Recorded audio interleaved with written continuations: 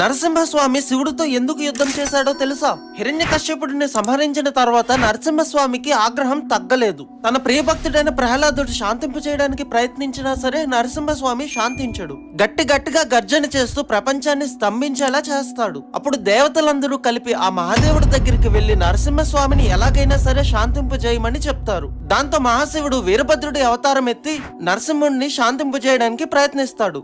అది విఫలమవడంతో శివుడు అతి భయంకరమైన శరభావతారం ఎత్తుతాడు. శరభేశ్వరుడు సింహపు తలతో, గ్రద్ద రెక్కలతో, పదునైన గోర్లతో, పొడవాటి తోకతో ఉంటాడు.